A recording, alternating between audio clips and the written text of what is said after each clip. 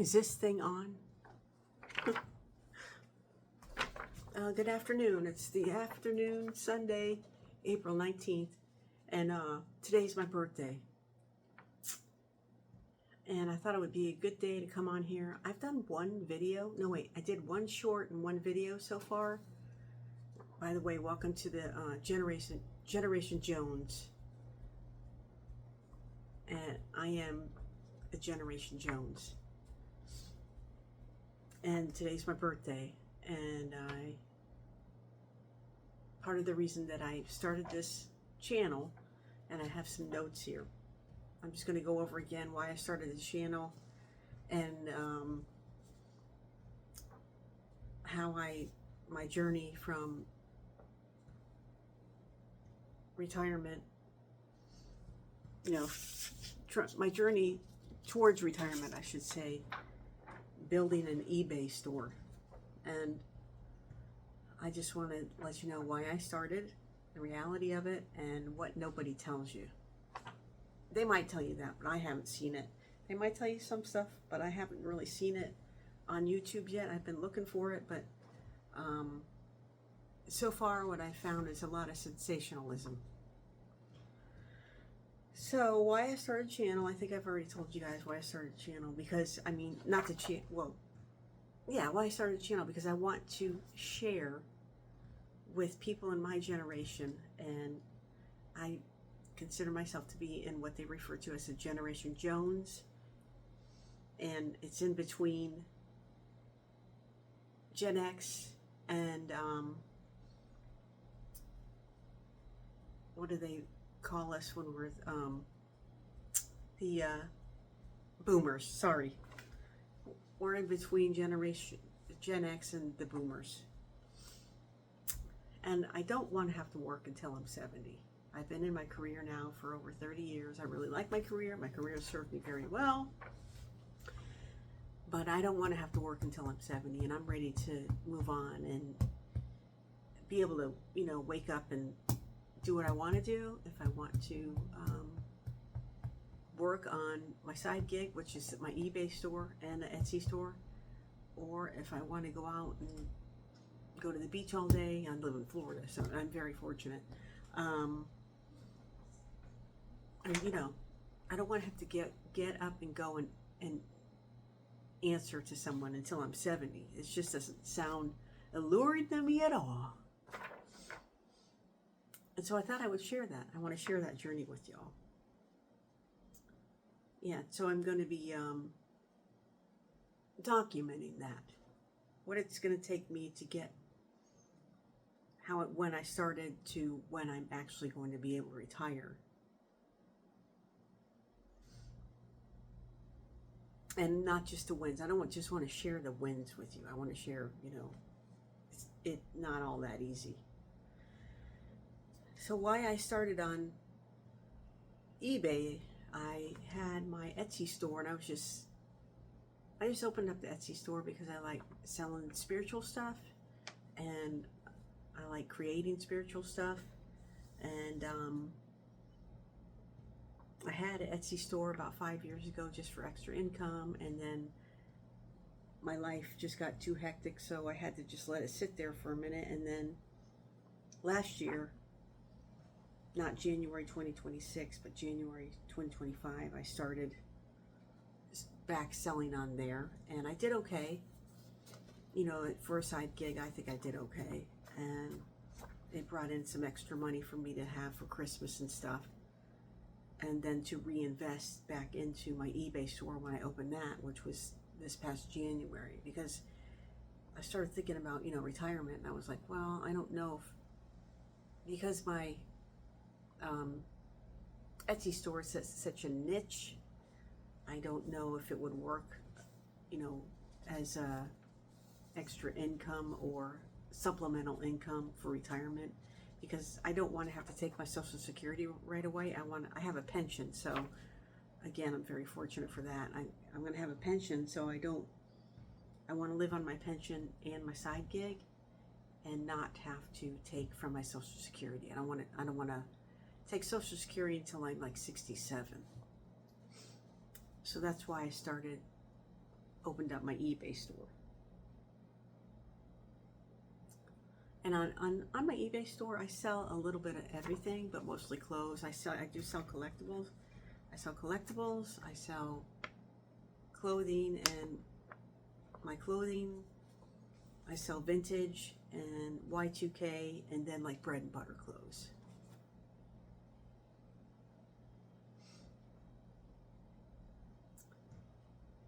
Yeah, so okay, so before I opened my eBay store, I was online looking at a lot of videos, and you know, they have the sound bites or the clickbait, and it says, I made $150,000 last year.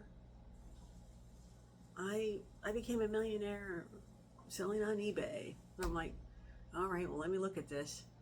And then I started clicking and clicking here and clicking there and clicking, and then is someone there? Oh, it seems like just when I sit down and do my videos, the family needs some, even though I even tell them ahead of time. Anyways, I was started clicking here and clicking there and clicking everywhere, and you know, it was very sensationalized and very clickbaity and doom and gloom. Some of them is, you know, is eBay worth it in 2026? eBay's dead. Resellers, is it still worth it becoming can you still make money being a reseller? And then it was the opposite. I'm rich from being a reseller. You know, so it was a lot of that. But then when I started doing it myself, I was like, what they are telling me isn't working for me. So is what I'm finding reality, or am I doing something wrong? No. What I found out was the way I'm doing it is actually the reality of reselling. That's why I have to build up my store before I can make enough income to retire on my pension without my Social Security. You know, I could probably do it just with my pension alone, but it's not gonna. It wouldn't be easy. I wouldn't have enough left over at the end of the month if something happened. You know what I mean? So I wouldn't feel secure about that.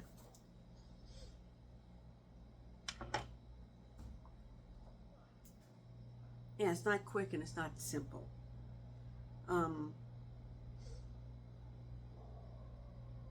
There's a lot of overhead. It's a little overhead, but I think I said it on my first video, or I might not have, because I made a video and then I didn't post it, just because I don't know why I didn't like it. Anyways, so when I was researching it, there was a lot of YouTubers who are also resellers, who basically have department stores on eBay, and they have employees. They have a whole crew of employees who go out and source for them. They have warehouses full of clothing. They mostly sell clothes. They have warehouses full of clothing. Some of them do sell collectibles, and they have thousands of items, thousands, and it's a full-time job. And that's why they make the money they make, but they also don't tell you how much they pay out, and they don't really tell you how much they net. So it's, you know, it's kind of deceiving, or misleading, I should say. Because when you first start, you're not going to make any money. You have the startup cost. All the money. First of all, you got to take money, your own money, to start it up, to start sourcing. And so you have a lot of overhead for one person that you have to dump back into your store. So anything that I've made the last going on 5 months has basically gone back into my store. And then, you know, I've made mistakes along the way. I'm trying not to reinvent the wheel, but because there's so much misinformation out there, you do have to kind of find what fits for yourself and figure out how you're going to find your niche, you know what I mean? Find your little corner of the eBay world.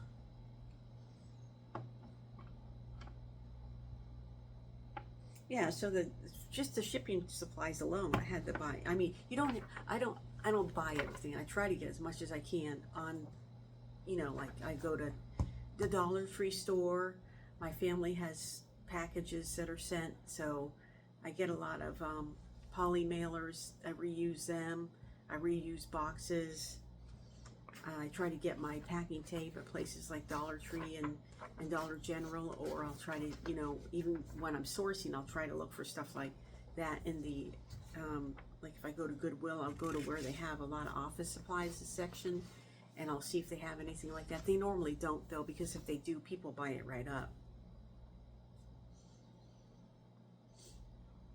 So it's boxes, poly mailers, tissue paper. I had a lot of that left over from Christmas, though. Bubble mailers, I have had to buy those. There was no way around it. Packing tape, packing paper. I normally get the packing paper for free. So far, I've not had to buy anything to wrap, but I do buy bubble wrap. Oh, and equipment. I was using initially I was using a food scale to weigh all my stuff, and then I was like, I don't even know if this is really accurate. So I went and bought a regular scale for weighing stuff like that, and actually my food scale was pretty accurate, but the scale I bought just to weigh my stuff to mail is, it's much better, and so I can use my food scale to measure my food now. What else did I buy? Oh, the label printer. Yeah, because I was using my regular printer and I was printing on sheets of paper, but it would only print out one, just a quarter of the paper, and I was wasting paper because, when I first started out, I'm only selling, onesie, twosies items here and there, and so I was wasting paper, and then I was trying to, utilize the paper, like I would make a little thank you note on, and, trying to utilize the paper that way. But then I started selling more, and I was having to use a lot of tape, so that was an issue. And then I was like, okay, in the long run, I just got to buy the label maker, because in the long run, it's going to save me money. So I got that. So that came out of my the money that I made off of eBay. And then well, I used my phone and my computer. I didn't have to pay for that because I already had that.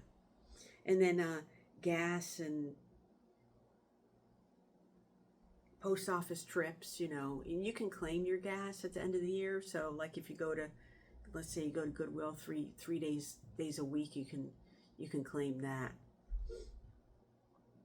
And then there's a lot of time to invest. I work full time, and then I come home and I do my eBay store and my Etsy store. And then on the weekends, I create stuff to sell on Etsy. And I can show you one thing right now that I made. Like, I'm really into spiritual stuff, and I collect spiritual stuff, and I started making these shrines, like mini shrines, because in my personal life, I like to visit grottos, and I like to visit shrines and stuff, because you can meditate there, and they're very spiritual, and, dare I say religious. I'm not really religious. I don't really like saying I'm not religious, I'm spiritual, but I guess that is, I could be defined as that. But anyway, so I took a box. I just got this little box, and I painted it. I just dressed it like this. And then inside, it's a little shrine.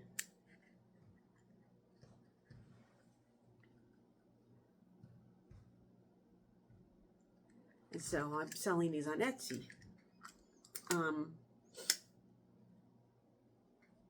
And then I create prayer cards. I also create prayer cards to sell on Etsy. And then I sell stuff on Etsy. Like I sell Bibles on there. I sell, hold on a minute. I know it. I'll show you. I just got this.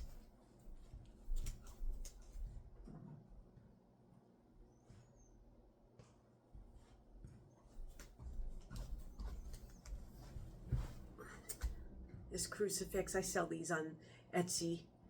People love buying these, and they do sell pretty quickly. I'll sell this on Etsy. And then I bought a when I go to Goodwill, there's a section where they had big bags full of stuff, and they just stuff things in the bag, and then you just buy the whole bag for like sometimes $5, sometimes $9. And I bought one that had a bunch of Asian stuff in it, and because Asian stuff is collectibles, so I sell collectibles on eBay. And then this little Lucky Charm was on there. It's like a Asian, Japanese, or Asian charm. It's jade, or jade resin or something like that. Anyways, I can sell that on Etsy. I think I'm going to keep it though. I like it. Anyways, those are just some examples of what I sell on Etsy. So then the money I made on Etsy too for the last 4 or 5 months, I had to dump back into my eBay store. Oh, and then storage and work area. Right now, I live in a 3-bedroom apartment, and I have family members living with me, and so we live here together. And I have a walk-in closet, and that's where I keep all my stuff. I showed it to you on the short video, and I have to keep it very organized, because if I don't, the room for my own stuff will just disappear. And then my workspace, I have a table, a desk where I make my crafts and stuff, and so I've been using that for to pack up stuff, and then to take pictures. A lot of people on eBay say they're claiming that you have to have all this fancy equipment and a table that is slanted with the umbrellas and the lights and everything. I just use my phone. I put a sheet on my bed, and it looks the same way. I put a white sheet on my bed, clean white sheet, and then I take photos of all the clothing. Or if I want to hang them up, I'll hang them up, and I'll put them on my window, because I have those blackout curtains, and I just close the curtains, and I'll hang it up, the item up on a hanger, and then I take pictures of that, and they come out pretty good. I think they're just as good as some of the professionals who dump a bunch of money into.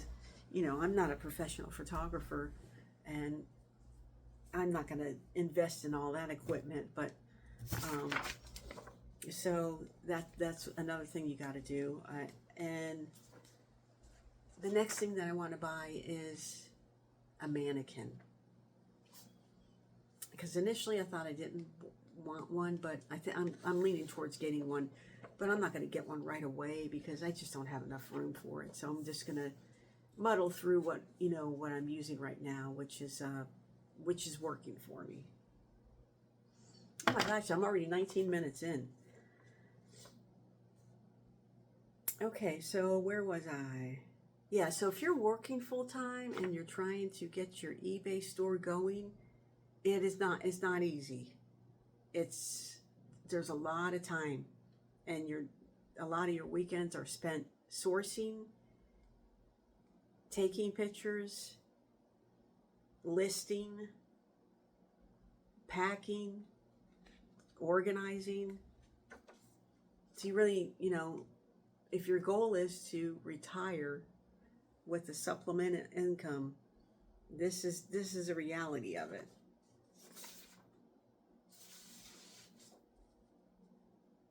Yeah, so it requires money up front. You got to use your own money for sourcing. Mistakes happen, and there's a real learning curve.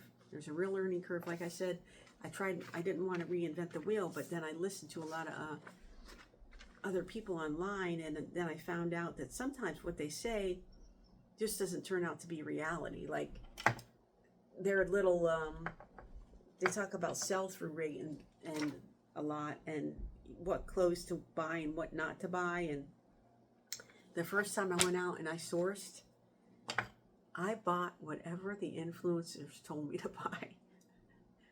I think the first time I went out to source, I think I might have spent $80 or something like that, because there's, I went to like 3 or 4 different thrift shops around, and first of all, I spent too much money on items,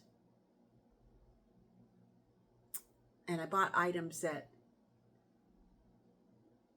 are still sitting in my eBay store until the other day. The other day, a person bought an item that had been sitting in my store since I started, which is only 4 months. So I also have listened to influencers who have stuff sit in their store for years, and I'm like, oh my gosh. And I'll share all that, and how I hope I'm not going to have to be one of those people, but okay.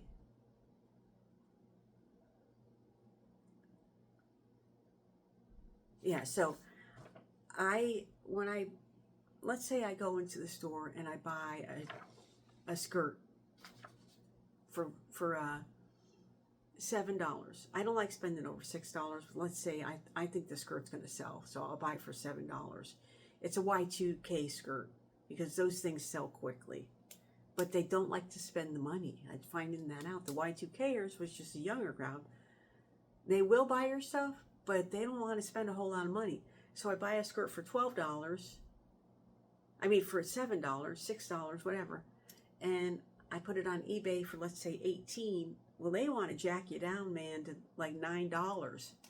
And I don't like my stuff sitting there. So I'll be like, okay, well, I'm only going to make $2 on this item, and I'm just going to remember not to buy that anymore. So that was a learning curve. And so if I do buy something like that, I can't pay over $1 for it, but I know it will sell. So if I pay $1 for it, and then somebody jacks me down to 12, at least I'm making a little bit of money on it. But I try to buy stuff that now that I know I'm going to make $10 or more. Like this is an example. I spent a little bit more money than I wanted to on this, but this was at Goodwill. I bought it for $10, and it's a Trope. Is that how you say it? Trope London messenger bag, and this is the second messenger bag that I bought that I made a little bit of money on. This is a really nice bag, and I sold it just last night. I gotta go get a bag for it because I didn't have a bag big enough, because the last messenger bag that I bought, it's got this big strap on it, and it's almost brand new, and I only paid, how much did I just say? I think I paid $10 for it. And the first one I bought, I paid $11. Hold on a minute. Anyways, yeah, so I paid $11 for this bag. The first one, which was the first messenger bag I bought was a Kenneth Cole reaction bag. I still have that one, but I know it's going to sell. The second bag I bought was a Levi's canvas bag. That one sold really quick, and I only paid $8 for that one.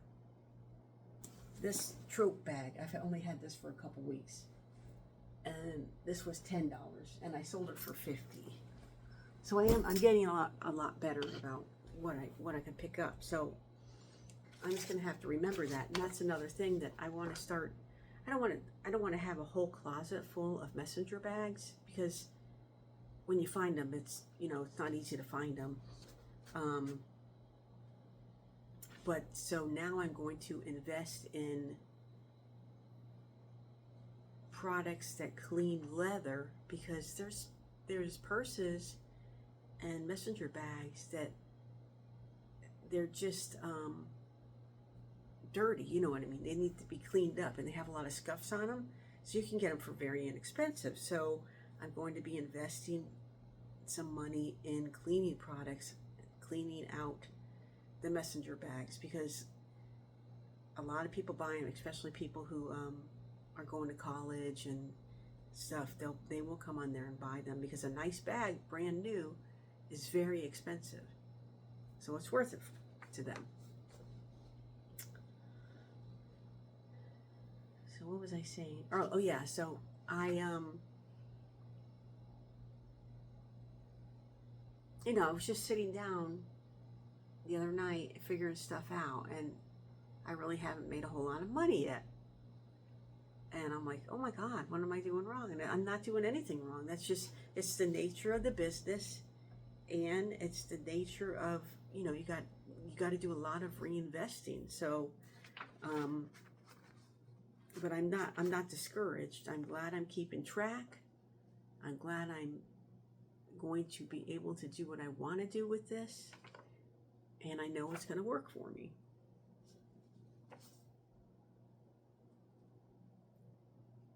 Yeah, so it's not considered passive income. It's not passive income. You're working, babe. But once you get, right now I think I have 135 items, and it's starting to generate more sales. And I'm not going to have thousands of items. I'm not going to be a department store online like some of the people I was telling you about. I think the most I'm going to have is 300 items, but it will generate enough sales every week to where I can retire. But it's taken me 5 months, almost 5 months, to get up to 135 items. And then keeping that much in there is difficult. So I got to source a lot to add. And so for me to get to 300 items, it's going to take a minute. And I don't like to have too much backlog to list. So I try to have as least amount as possible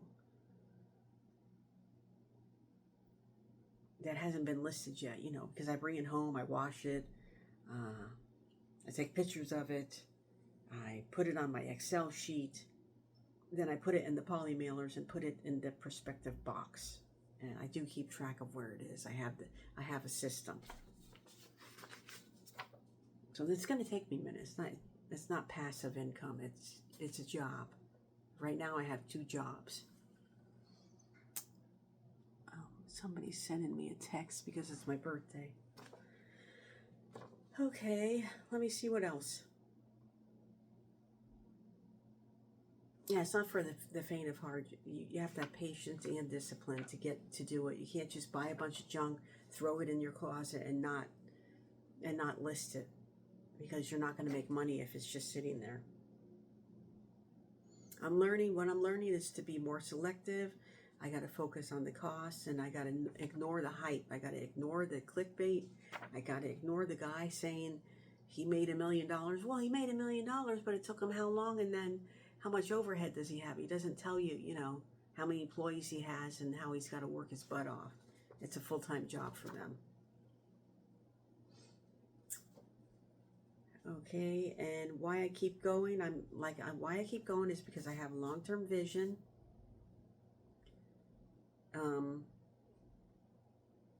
And I'm building something of my own.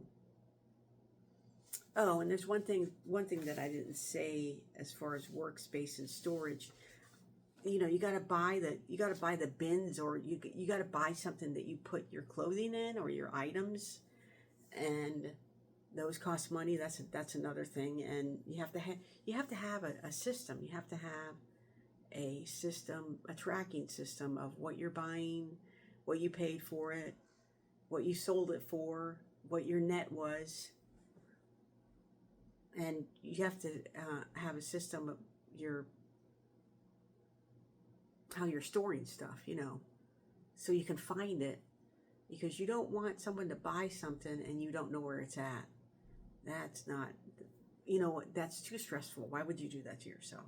So you got to have a tracking system. I mean, you want to know what you buy, what you're making.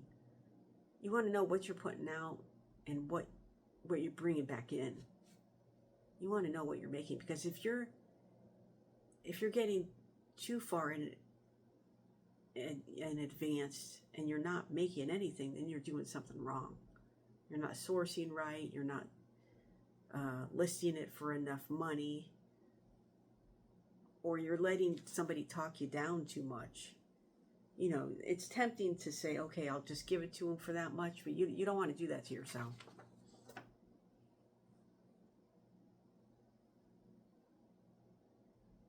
Yeah, so in closing, I just want to say I'm not there yet, but the journey is real, and that, it's a Generation Jones journey, and I hope you join me, and I hope you liked this video. I hope it was informative, and like I said, I'm going to be real about it. I'm not going to sit here and tell you, it's all pie in the sky, because it's not, and especially at my age. It's my birthday, so I'm 1 year older, but I'm going to get there. I know I am.